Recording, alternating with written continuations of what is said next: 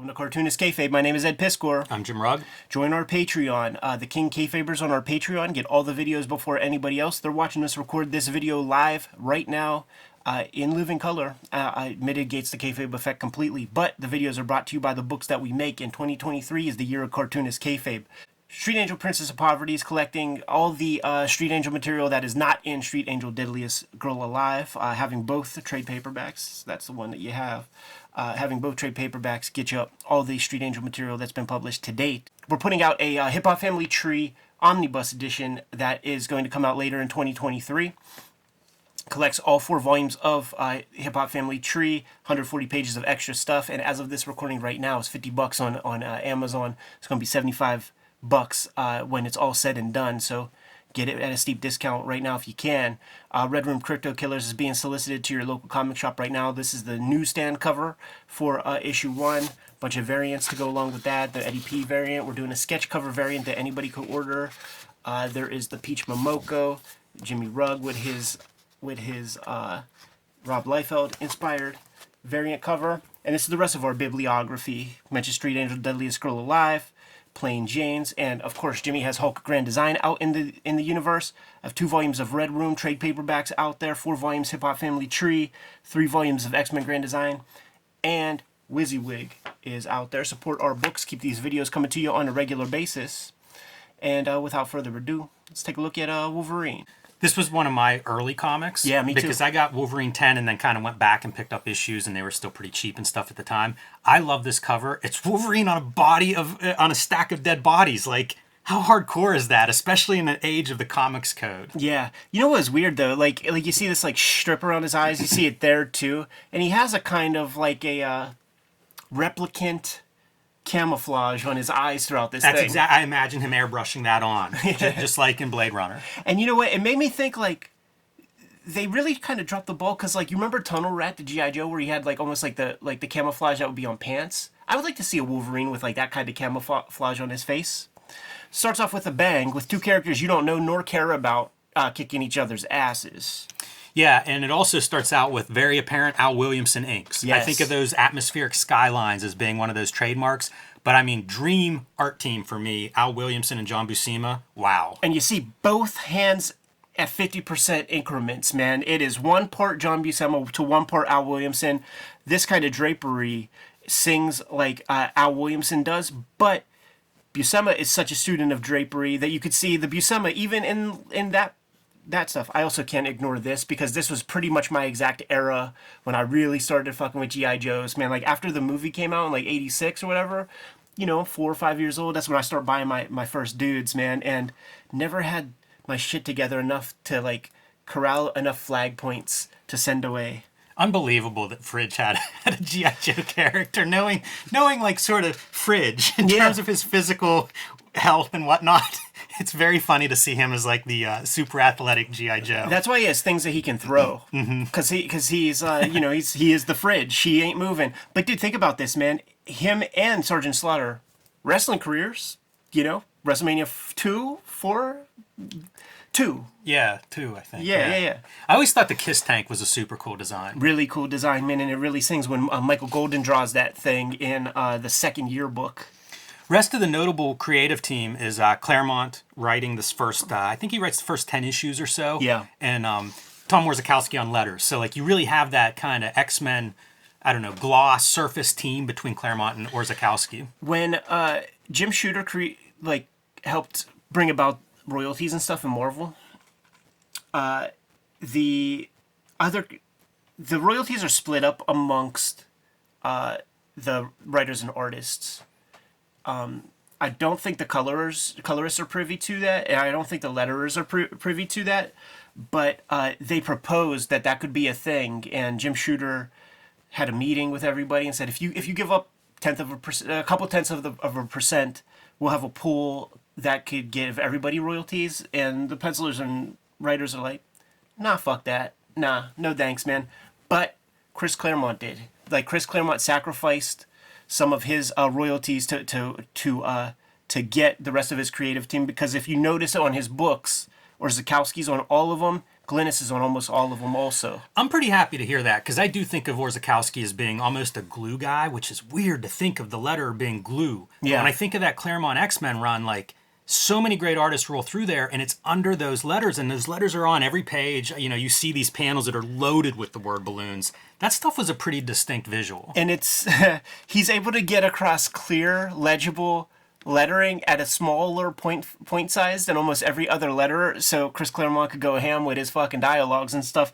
I will say I think he's fairly restrained in this. This was a breezy reading experience. I like these purple skies too. The Glynis Oliver choice there. Yeah, she's working on different paper and working on with a different palette. She has access to colors that she never typically really got to fuck with, man, and we're getting to see them on this.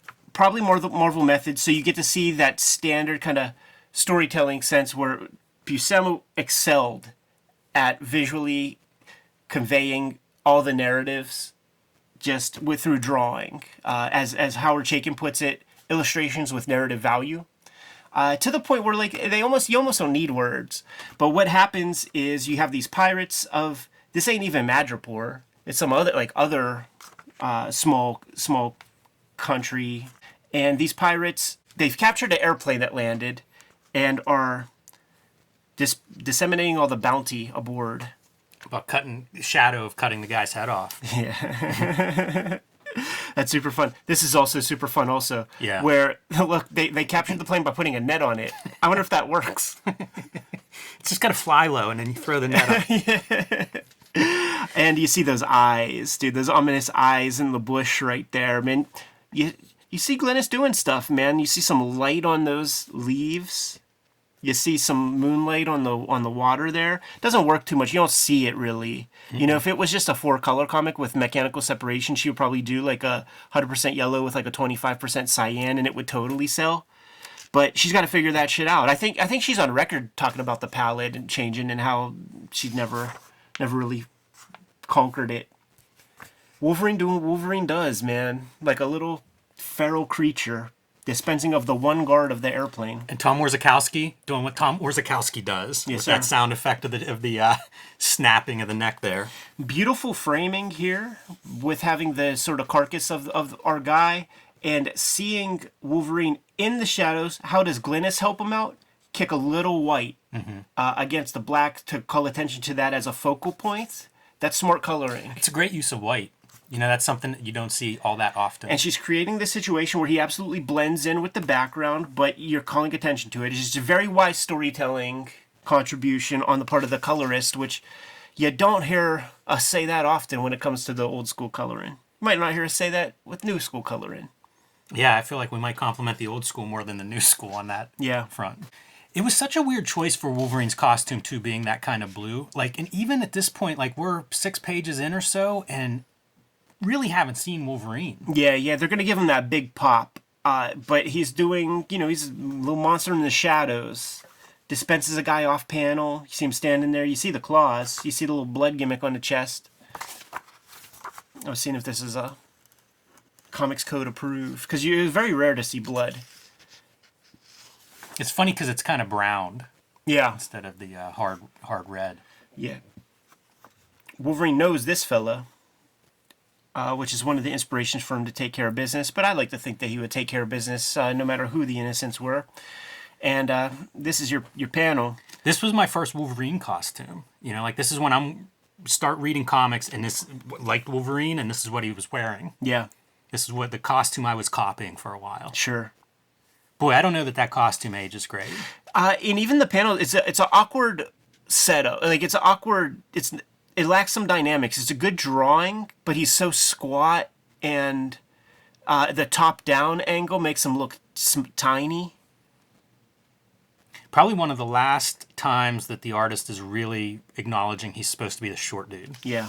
Because that just falls off. It really does. Like Jim Lee. And there's like that Rob Liefeld Agent of S.H.I.E.L.D. Wolverine gimmick where Nick Fury calls him Shorty, and I swear to God, Wolverine's taller. When it comes to just drawing bodies and figures twisted up in different angles and... It's amazing. This is one, like, so many times we get into this and we're like, oh, it's really hard to draw rubble, or it's really hard to draw this or that. This kind of, like, tangle of bodies, it's so hard. Absolutely. And he just, they all have great gesture. Nobody's stiff. This is a fun 1-2 panel. Yeah. Because we're shooting right at him and seeing those bullets going through. And it looks like it's stopping him. Yeah. It looks like it's stopping him, man. When you got the white claws and those, like, there's a lot of parallel line things happening there. I don't know how you solve that part. I really enjoy that panel. But boy, is he strange looking, right? Yeah. Like, if this is if I was like, got a new comic, man, check out this character design, you'd be like, I don't know about that. That's the whole Wolverine comic. Like, I was grabbing these early also, and it's like, I want to see him in New York. Yeah, doing it's some a shit, weird storyline in that South Pacific. Stuff. Yeah, it's a made-up place. Patch. Yeah, the Patch story. Yeah, yeah, and dude, it's like Chris Claremont's like, if people are buying Clark Kent, and all you got to do is put spectacles on a guy, like, I'm gonna try to push that one further towards the ridiculous. Let's put a patch on his eye. Don't do nothing with that hair. Keep the hair in the chops. The most distinct hair of any character in comics. What does Matt Groening say, man? You gotta be able to talk about, you see the silhouette of the character and to identify him. Ridiculous. Hey, another page that by color, I feel like that's a great looking page. Sure. You know, it really blocks out that big payoff open panel at the bottom. And look at him. That's a superhero. Oh, yeah. That is a superhero right there. Yeah, no doubt about it. And another Tom Warzakowski with the sound effect middle of the big splash panel. He's a player in the visuals of these comics. Absolutely. It really calls attention to the guys who don't put much emphasis on their lettering. Right. That's a big piece to leave out of the limelight. This Goonies drawing is funny because it looks like the old bad guy lady from Goonies, but also, it's supposed to be, one of the, this boy, Samwise Gamgee or whatever. Boy, a lot of Wolverine just cutting up big groups of people. Yeah. It's almost two stories. You got this, like, Eastern Asian airplane storyline, and then there's like maybe 5-6 pages of the next story is in here. I think this looks really cool. The tandem of Williamson and Buscema is very sexy. Like, Kayfabers, if there are more examples of that out there, let me know, because these are comics worth having. No doubt. I see so much Silvestri in here, and Silvestri's going to come on board in the late 30s of this series. Yeah. And I mean, I just see it. Like, I remember distinctly, and maybe we'll look at these issues at some point, the berserker rage of Wolverine, and it looks like this. It's a mass of people around him, bodies flying, and, just implied violence. And I see it in these pages, in these layouts. I see a lot of Buscema in there. Hey, going back to the Williamson-Buscema thing, you're looking at probably 80 years of experience on these pages, of guys making comics at that point. Yeah, it's true. I was real quick just like looking through my long boxes because I have some stuff pulled, some coverless King Conan comics by Silvestri where it's Buscema. Like, he's drawing the Buscema. That makes sense too. Yeah, I didn't even think of that. The Buscema Conan for sure. But you see the Williamson, like when I see this foliage and that sort of very quiet landscape, it's interesting. Like, when you play Pictionary, right? Like, you and I, we have some drawing skills, but they'll like ask you to draw an ambivalent home or like something like that. Like, this is draw quiet. What does quiet look like? And it's that right there. That's a great observation, because it carries on. Like, that's a quiet panel. You think of all the big fights that we've seen so far, and now it's like, stop it. Yeah.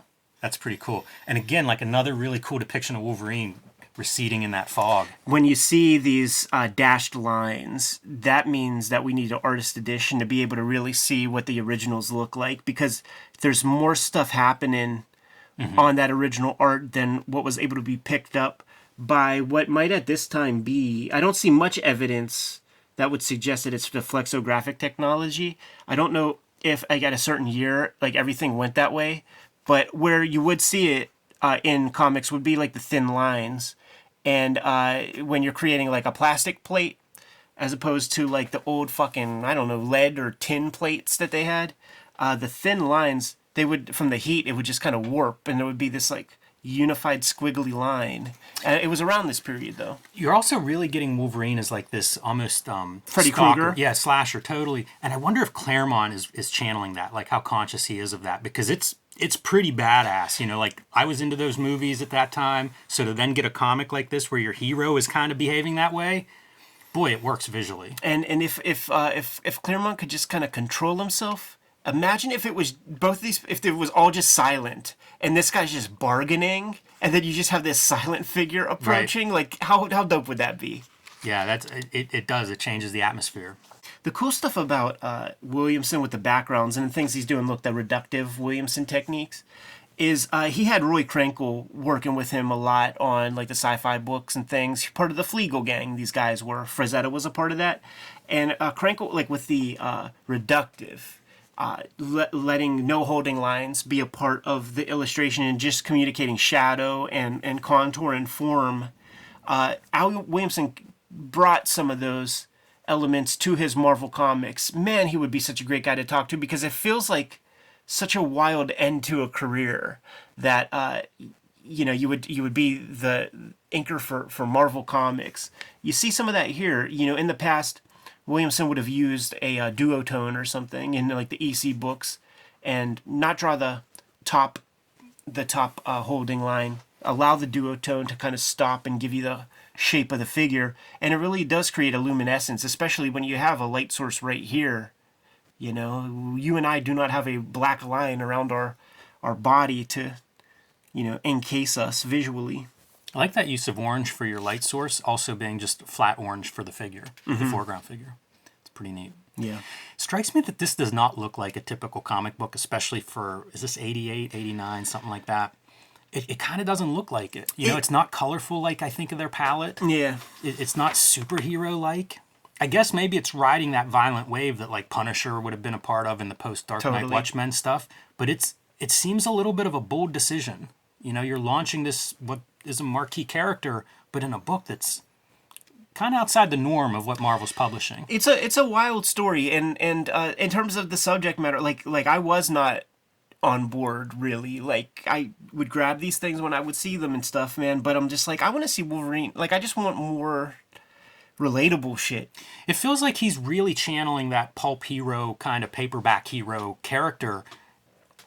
A lot of range for Claremont, who I think of as writing like teen kid books. I know X-Men isn't exactly that, but it kind of is. A lot of soap opera drama and stuff, and this is really like almost your dad's comic. Yeah, it makes sense because he's like a John Carter guy and stuff like that. So he is steeped in that, and I've used the term pulp in conversations with him, and he's like, yes, in the best way, in the best description of the word. So here's our B story, starting on page 24 of the comic. Build our supporting cast. Yes, sir. And I like they bump into each other, and Wolverine's playing like, she doesn't recognize him. Right. And she doesn't. It's ridiculous. You know why? Patch on the eye. Patch on the eye. It probably really good acting on Logan's part. He's adopting a whole different personality. And of course, you introduce the girl because you have to make her the foil, the folly. And here comes Patch. Entering stage left, Doc Savage himself. More of that expressive lettering. Boy, I love that. You just don't see that anymore. Dude, you really hit the nail on the head. Like, there's Terry and the Pirates in this. Yes. Yeah, that's probably a pretty conscious part on Claremont. And maybe it's, I get to have John Buscema. Maybe it's that. And, like, Buscema, what do you want to draw, dude? What are we doing, man? It's a good point, because he's very well known for not liking the spandex kind of superhero stuff. So if that's your artist and you want him to be happy, what do you do? Yeah. And Terry and the Pirates, everybody loved that stuff, from that generation. Absolutely. So some cult is looking for a sword. This lady has a homie who has the sword, and they're going to be landing in Madripoor. Well, there you go. Got to get issue 2. Yes, sir. Did not realize Exterminators was an actually used title. Oh, yeah, it was an 8-issue... no, I guess just 4. Executioners. Fallen Angels was the 8-issue joint, but... yeah, there it is, man. I mentioned this just because we have talked on previous episodes about Rob Liefeld's X-Force. Apparently, Exterminators was the first... Was that the name of it? I think that was the name of the first when he was putting X-Force together. And, I did not realize that was an actual book. Yes, sir. And from about the time period, What are we looking at X-Force? 2 years later? 3 years later, maybe? Yeah. Oh, and do flip to the back cover. Oh, yes. I love these. This would Yes. run on and off through maybe the first 20 issues or so of the Wolverine series. And it would be other art. It was the Wolverine Gallery. It's not labeled as such here, but that's what future ones would be branded and have just different artists drawing it. This one being John Byrne doing a Scarface homage, maybe a little bit to the poster, but would take over the Wolverine art and writing, I think, with issue 17 of this series, and does like maybe 6 issues. And I love those issues. Like I was buying those, every month and really dug them. They might have even been some bi-weekly ones dropped in there. But yeah, very cool feature. The first issue I got, it was Kent Williams, and I mean, it's like nightmare-inducing. Like that guy really went far out. But that's what the gallery would do. There's a Bill Sienkiewicz one that's really radical and kind of a departure from the norm. So it was neat to see that. Totally. Very influential on me in the idea that like, you can bend these characters pretty far. Right. The artist matters. Yeah, well said, man. Kayfabers, like, follow, subscribe to the YouTube channel, hit the bell. We'll notify you when new vids are available, and the videos are brought to you by the books that we make. First off, join the Patreon. The King Kayfabers are getting our videos before anybody else, and the King Kayfabers also get to watch us stream these videos live, completely mitigating the kayfabe effect. But the vids are brought to you by the books that we make, and out on the stands I have forthcoming Red Room Crypto Killers issue number 1. It's being offered to your local comic shop. Right now it's going to be coming out on a monthly basis. Murder on the Dark Web for Fun and Profit is the name of the game. I need you to support it heavily. This is the standard cover for that comic. There's going to be a Hip Hop Family Tree omnibus coming out later this year. 504 pages. 140 of those pages are not in the first 4 volumes of Hip Hop Family Tree. Right now, as of this recording, it's $50 on Amazon. It's going to be $75 eventually, so grab it sooner than later. Jimmy has Street Angel Princess of Poverty forthcoming.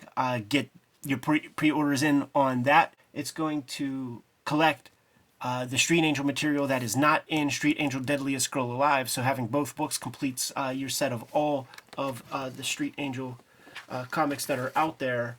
But there's also 2 volumes Red Room, 3 volumes X-Men Grand Design. And Jimmy, why don't you tell the people what else you have out on the stands or whatever. Hulk Grand Design, fresh off the press, is available now. Street Angel Deadliest Girl Alive and the Plain Janes, all available right now in print. You can also join me on patreon.com/JimRugg to see more of my art, download out-of-print zines and minis, and see the comics that I am working on now. What are some other ways that people could support the channel, Jim? Subscribe to the Cartoonist Kayfabe newsletter at the links below this video. You can also find Cartoonist Kayfabe t-shirts, merchandise, hats, stickers, and more at our spread shop. That link is under this video. Great ways to support the channel. Given those marching orders, we'll be on our way. Read more comics.